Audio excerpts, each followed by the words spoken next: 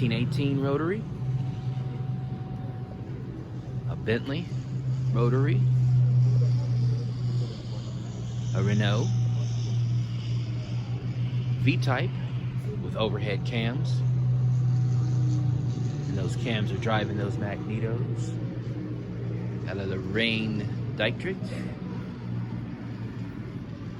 a Curtis.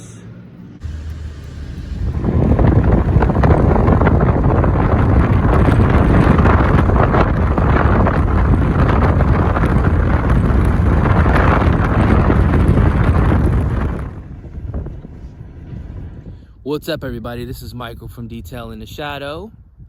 Today we're going to be doing a little bit different video.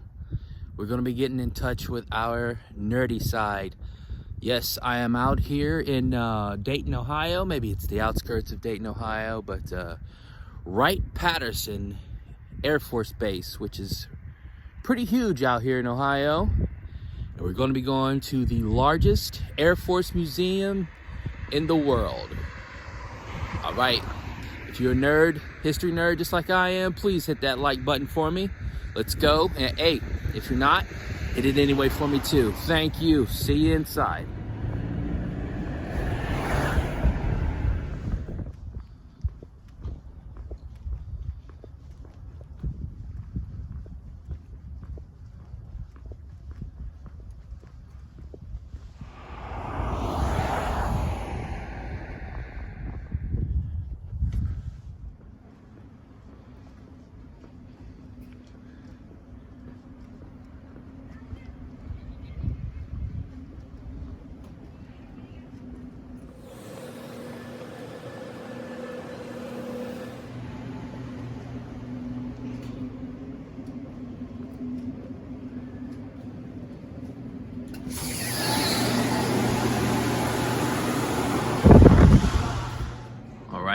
We're going to start off in the early years gallery.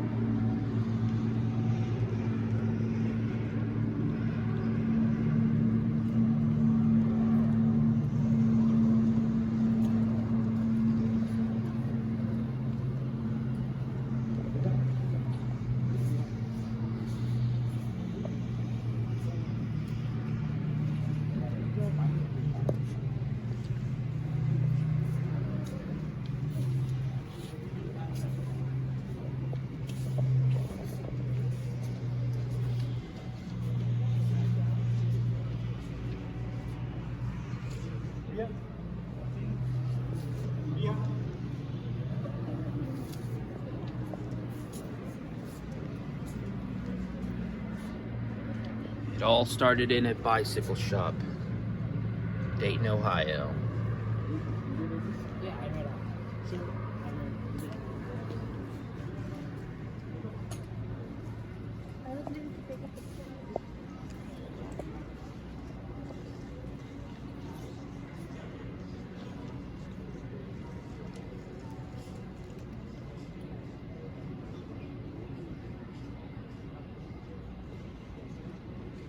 Let's start over here.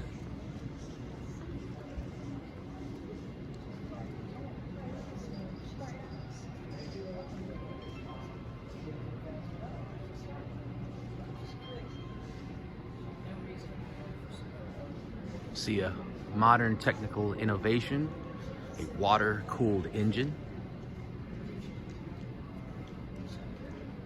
The early ships were dirigibles. Dirigibles, not blimps.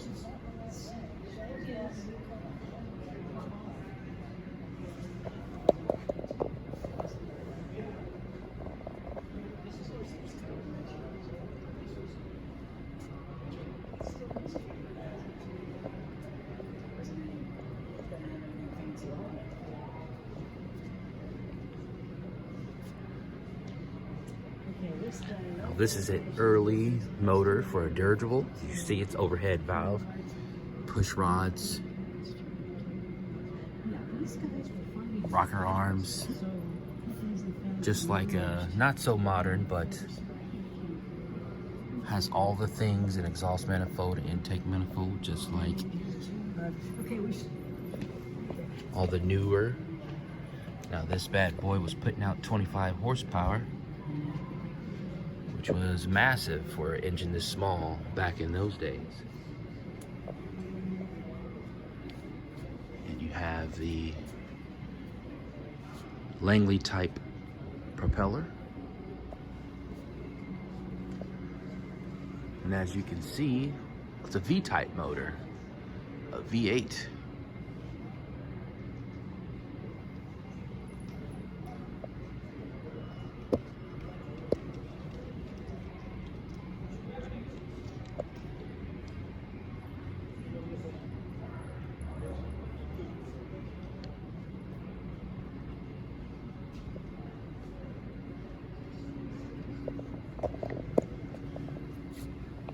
There's a lot of fabric used.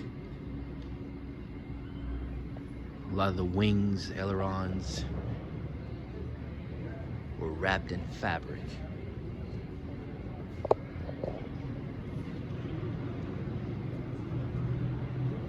Let's go over here and take a look at this. The first shot fired from an airplane. We have a Springfield M1903 .30 caliber.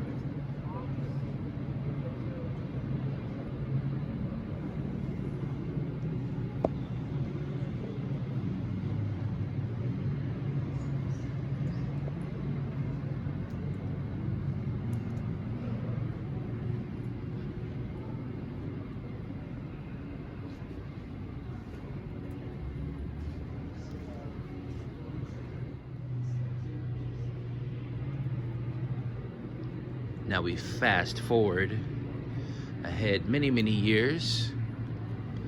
And if you're a motorhead, you'll love this, because all car technology was just adapted from aviation technology. As you can see, you have your overhead valves, you have your rocker arms, rocker springs, intake manifolds, exhaust manifolds, fuel rails, the ignition coil, or probably a auto-generating ignition.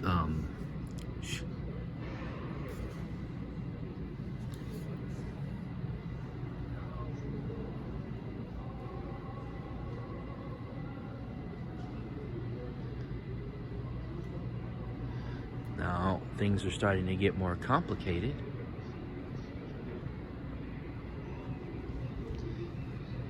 Engines are starting to get larger. See, here we have the Curtiss,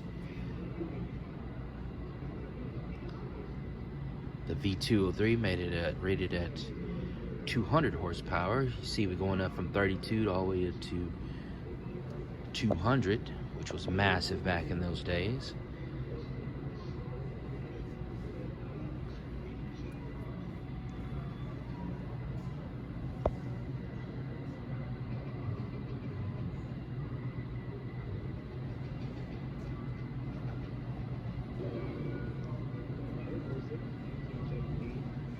And then you start to see the early days of the venerable rotary motor.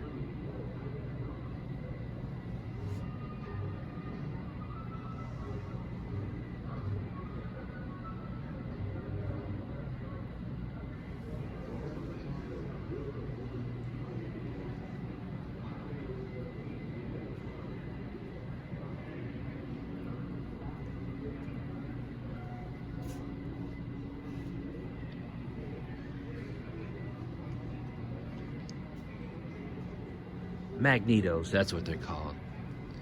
Sometimes when you're filming and you're thinking about 100 different things, you forget a word that's right on top of your head.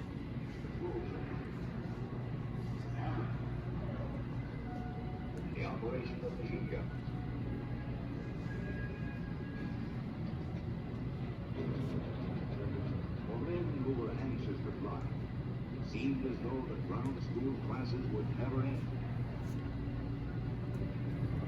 But the day finally came when it was time to go up and apply what had been learned in ground school. As you can see, the rotaries are starting to get even more intense. The other one was 90. This one ranks in at 110 horsepower.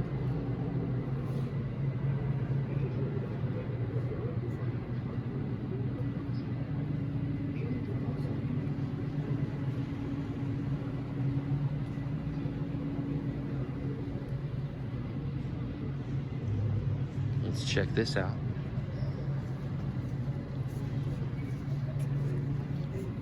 The early clothing of aviators. Got mighty cold up there. And leather was common because it was very durable and very accessible in those days. Now let's take a look at this. This is the stroke of a rotary motor. All internal four-stroke has an intake stroke, a compression stroke, a combustion stroke, as you've just seen demonstrated by that light. See, blam, the air-fuel mixture would ignite, and then the exhaust stroke, and then it does it all over again.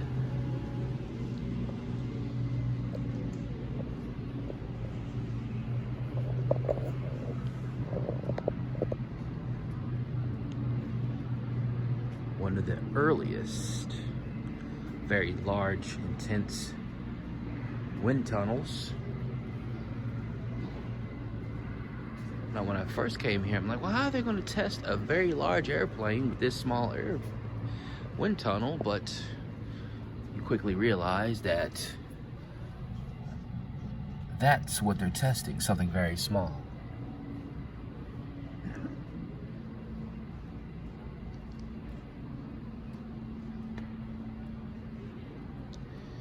And then one thing you'll notice is the incorporation of firearms on the airplanes. This is the Sopwith F1 Camel. And it was armed with 2 Vickers 303 cal machine guns. Now, in order to fire these machine guns, there was a cam that only fired them when the propeller was not in their way. So that's how you kept from shooting your propeller off.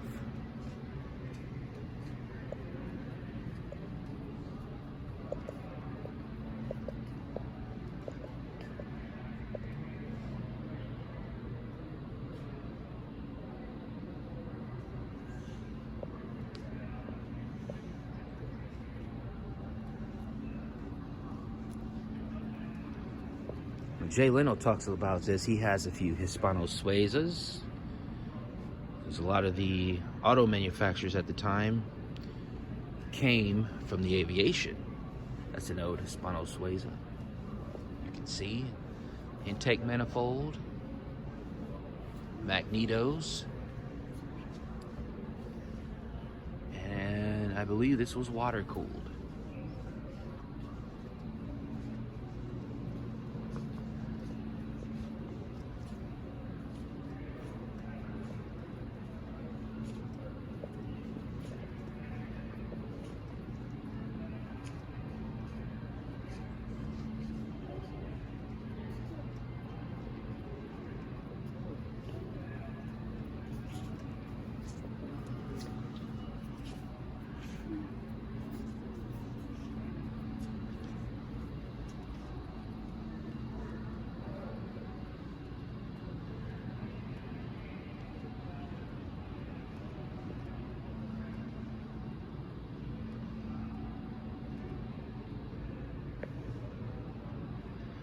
See the aircraft without the skin on it.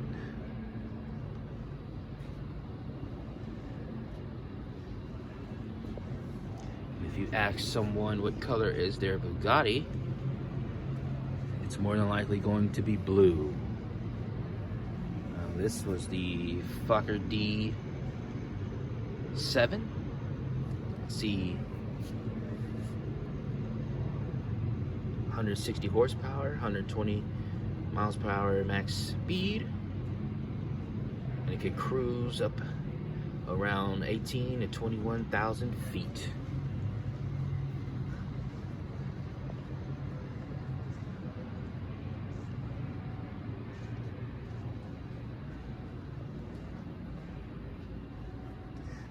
As you can see here, early aircraft design, there was paint applied to the fabric. I would say that would be the primer coat, second primer coat, third primer coat, then you hit them with the color.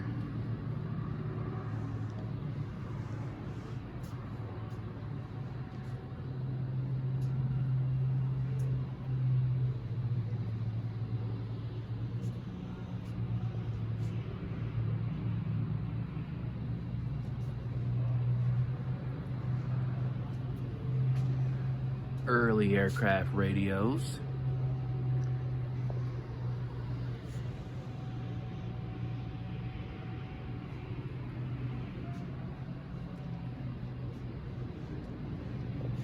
You can see here a bracing wire.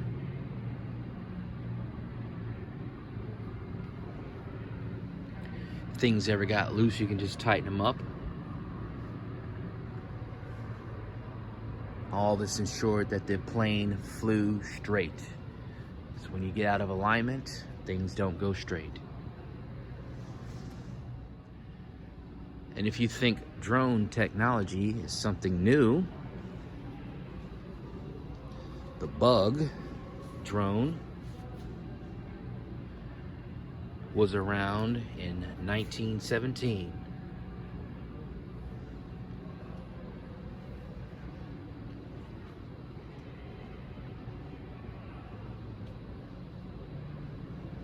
A model of it. Now, as we move on in the years, you can see the technology just explodes by leaps and bounds. This was a part of the Border Patrol.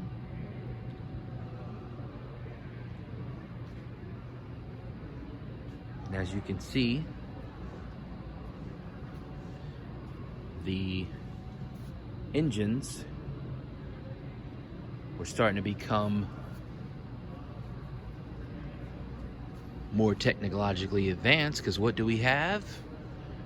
We have overhead cams and 2 valves per cylinder. It's amazing. And I believe these camshafts were driving these magnetos. Got that intake manifold right there. Another Hispano Suiza. This is a 6-cylinder with an overhead cam.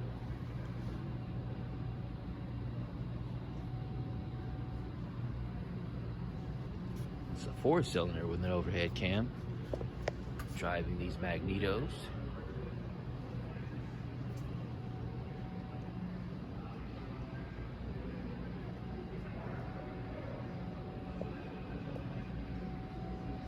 This is the Lucas 11.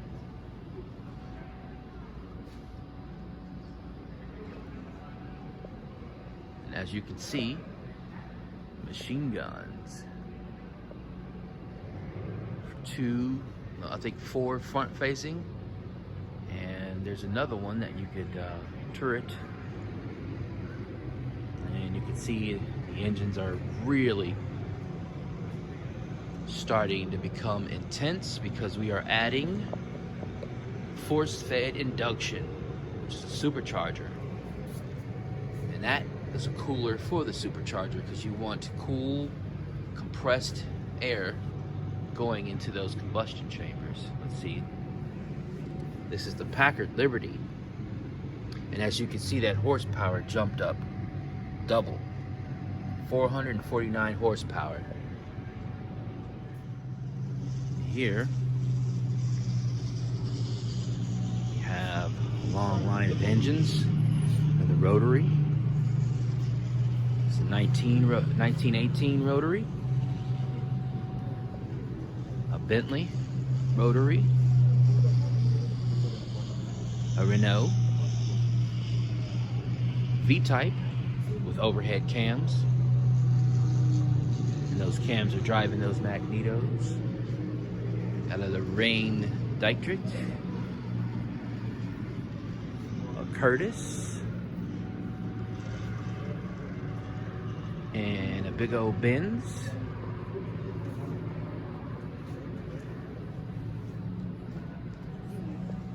The aircraft engines of World War I.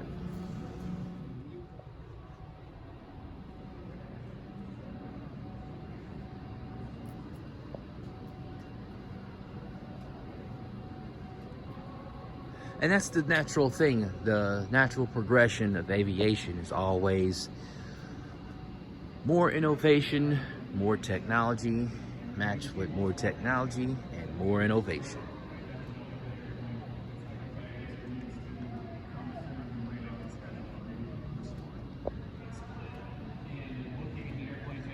Early ambulance.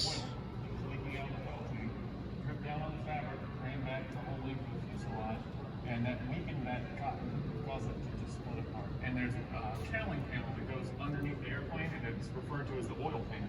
So anything that would drip down would be caught basically by that.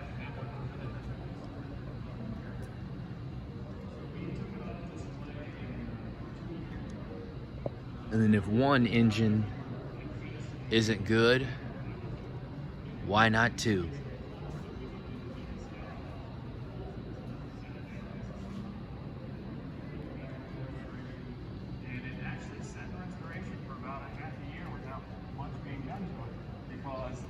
This restoration was a little different than the rest because the pandemic hit right about the time we took the airplane over. We were able to come back to work, but we had to do a few other prioritized things.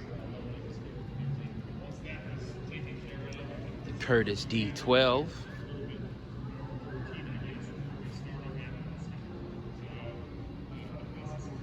The Curtis V1570 Conqueror. Now, you're starting to get into the double overhead cams.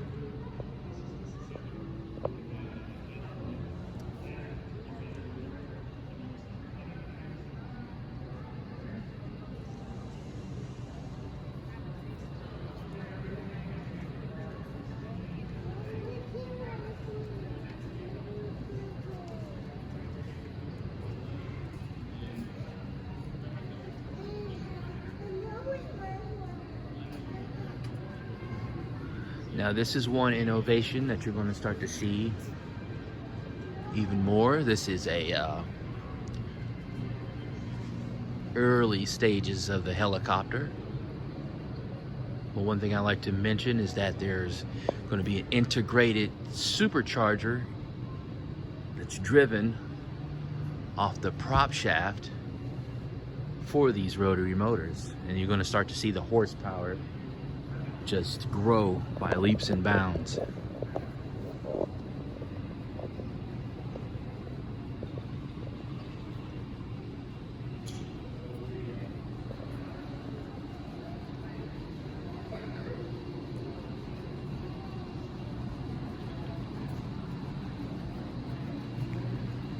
And you can see these airplane engines is getting larger and larger and larger and more efficient.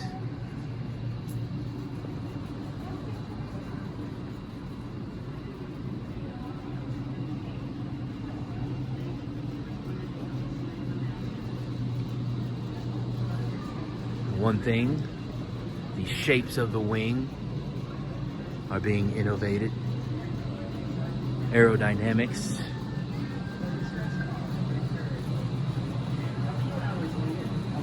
And then you're going to see lots of engines that are very cutting edge. Didn't quite make it, but tried a lot of things. This is the wobbler engine. Let's see if we can. It had a very interesting combustion cycle.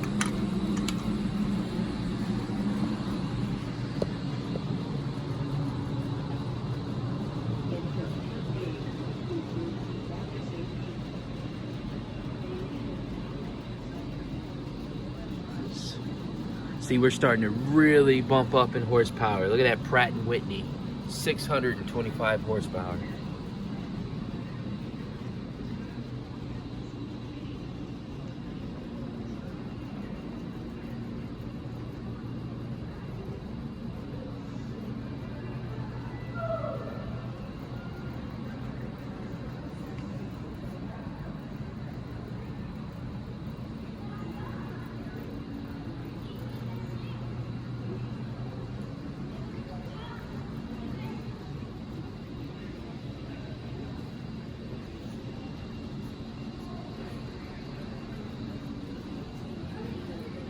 Keep them flying.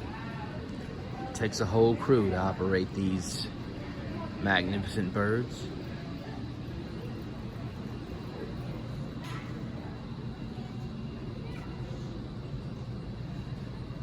And one innovation is the internal oil with the valve covers you can see there with the Packard logo right there on them. This is a Packard 3A 2500, making a massive 800 horsepower.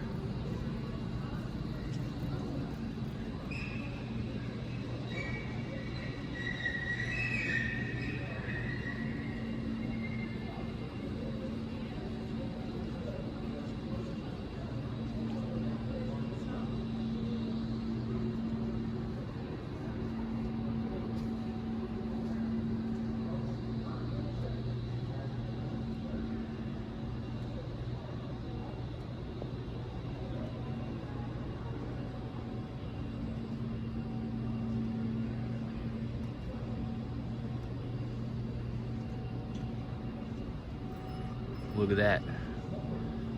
That commanding officer does not look happy. He doesn't look happy at all.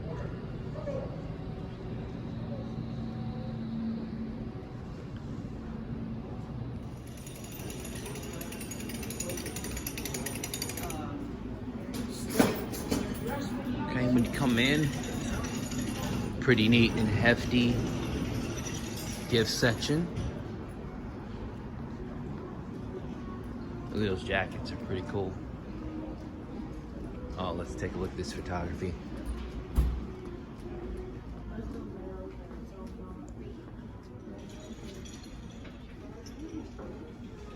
Bomber jackets.